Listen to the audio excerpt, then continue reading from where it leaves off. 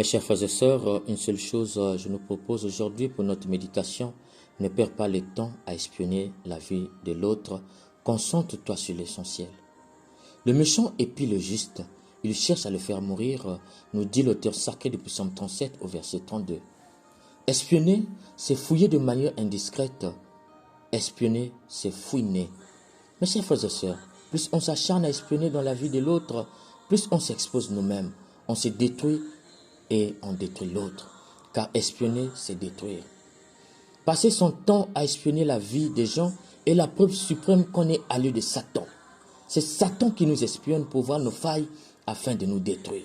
Passer son temps à espionner la vie des gens est le signe qu'on est totalement à côté de ce qui est essentiel. La beauté de la vie, la beauté de l'homme, image de Dieu. Très souvent, ceux qui s'acharnent à espionner la vie des autres sont des personnes détruites à l'intérieur d'elles-mêmes. Elles n'ont aucun fondement vital. Leur vie est souvent construite sur les illusions de la vie et n'apprécient pas leur vie à sa juste valeur. Comment peut-elle apprécier celle des autres à leur juste valeur? Mes chers frères et sœurs, ne perds pas le temps à espionner la vie de l'autre, concentre-toi sur l'essentiel. C'est ce que nous pouvons retenir des textes d'aujourd'hui. En effet, dans l'évangile, les pharisiens et les scribes sont mécontents et manifestent leur mécontentement à Jésus. Les disciples de Jean le Baptiste jeûnent souvent et font des prières. Au contraire, les tiens mangent et boivent. Au fond, ils savent que le jeûne est d'abord un élan personnel. Ils savent que le jeûne ne se limite pas à manger et à boire. Mais comme ils sont détruits à l'intérieur, ils ont oublié. En plus, comment ont-ils su que les disciples de Jésus ne jeûnent pas et ne prient pas, puisqu'ils ne sont pas souvent avec eux?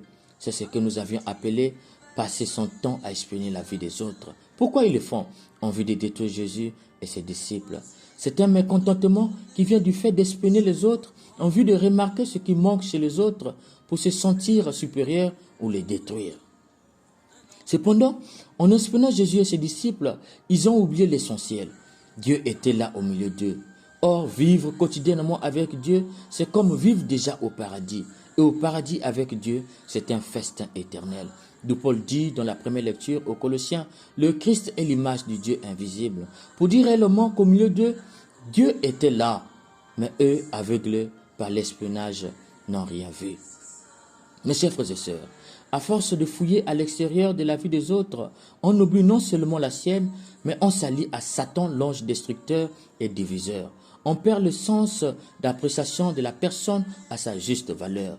C'est pourquoi le monde va mal, les communautés vont mal, nos institutions vont mal, nos familles se déchirent, nos relations se meurent, les mariages se rendent et qui est gagnant, c'est Satan. Mes chers frères et sœurs, si tu veux espionner, espionne en dedans de l'autre. C'est en dedans qu'est la source du bien. Elle peut jaillir sans cesse, cette source, si tu fouilles bien. L'amour est un couteau qui t'est donné afin que tu fouilles du dedans de l'autre pour trouver un trésor caché en lui et s'attacher à lui. Mes chers frères et sœurs, ne perdons pas le temps à espionner, ne devenons pas alliés de Satan. Concentrons-nous sur l'essentiel comme fait le bon Dieu. À force d'oublier l'essentiel pour les exigences, on oublie d'apprécier l'essentiel à sa juste valeur. Que Dieu nous prenne en grâce et qu'il nous bénisse. Amen.